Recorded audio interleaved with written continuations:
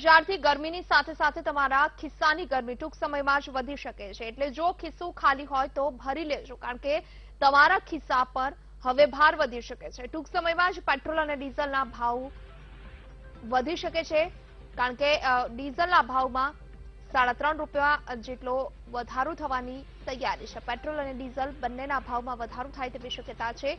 મળતી માહિતી પ્રમાણે અમેરિકાએ ઈરાન પર પ્રતિબંધ લગાવતા ભારત પર તેની અસર પડી શકે છે, કારણ કે અમેરિકાએ ભારત સહિતના 8 દેશોને આપેલી છૂટ રદ કરી નાખી છે. એટલે કે આગામી 2 મે બાદ ભારત ઈરાન પાસેથી તેલ ખરીદી શકશે નહીં. મહત્વનું છે કે ભારત કુલ જરૂરિયાતનું 20% કાચું તેલ ઈરાન પાસેથી ખરીદે છે, પરંતુ અમેરિકાના પ્રતિબંધ બાદ ભારત કાચા તેલ માટે અન્ય વિકલ્પ તરફ વિચારવા મજબૂર બન્યું છે. ભારતે અન્ય તેલ ઉત્પાદક દેશો સાથે ચર્ચા પણ શરૂ કરી દીધી છે, પરંતુ અમેરિકાનો પ્રતિબંધ ભારતના આમ લોકોના ખિસ્સા પર કેટલી અસર કરે છે તે એક સૌથી મોટો સવાલ છે. વધુ વિગત આપશે સંવાદદાતા જયંતિ અમારી સાથે લાઈવ જોડાઈ ગયા છે. જયંતિ, જે રીતે આગામી સમયમાં હવે પેટ્રોલ અને ડીઝલ બંનેના ભાવમાં વધારો થાય તેવી શક્યતા છે, જાણવા એ માંગીશું કે કેટલો ભાવ વધારો થઈ શકે છે અને આ ભાવ વધારા પાછળનું સૌથી મોટું કારણ કેટલું હોઈ શકે?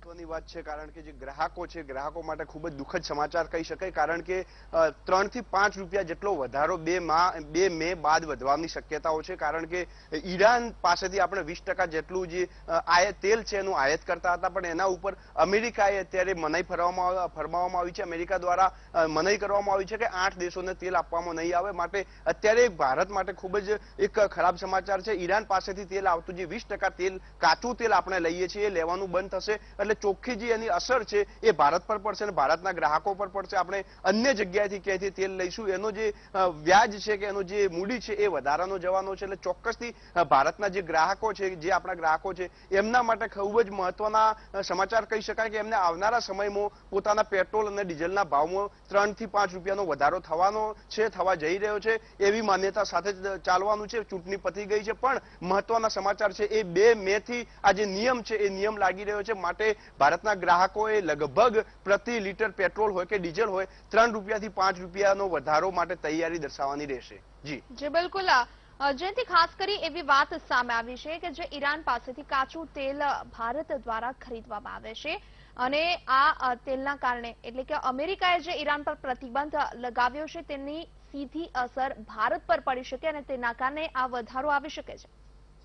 ચોક્કસથી આની સીધી જ અસર ભારતને પડે છે, કારણ કે 20% જેટલું જે કાચું તેલ છે એ દર વર્ષે દર વખતે ભારત ઈરાન પાસેથી લે છે. એટલે જે એની 20%ની અસર છે એ અસર ચોખ્ખી વર્તાવાની છે. પણ સાથે સાથે ભારત સરકારે એક નવો વિકલ્પ પણ શોધવાની શરૂઆત કરી છે. અને જે બીજા દેશો છે જે કાચા તેલનું ઉત્પાદન કરે છે, જે કાચું તેલ કાઢે છે, એમની સાથે પણ ચર્ચાઓ શરૂ કરી દીધી છે. અને આવનારા સમયમાં એક નવો વિકલ્પ શોધવામાં આવશે કે જેના લીધે ભારતના ગ્રાહકોને આની મોંઘવારી ન નડે. પણ અત્યારે તો હજુ સુધી કોઈ એવો વિકલ્પ નથી મળ્યો. માટે એ તો ચોક્કસ છે કે 3 રૂપિયાથી 5 રૂપિયાનો વધારો થઈ શકે છે. પણ શક્યતાઓ એ પણ છે કે ભારત સરકાર દ્વારા વધારેમાં વધારે તાત્કાલિક ધોરણે આ પ્રકારની જે પ્રક્રિયા છે કરીને અન્ય દેશો સાથે ટાઈઅપ કરીને તેલનો ભાવ અંકુશમાં કઈ રીતે એના માટે પણ એક પ્રયાસ કરવામાં આવશે. જી બિલકુલ જયંતિ, આપનો આભાર માહિતી આપવા માટે.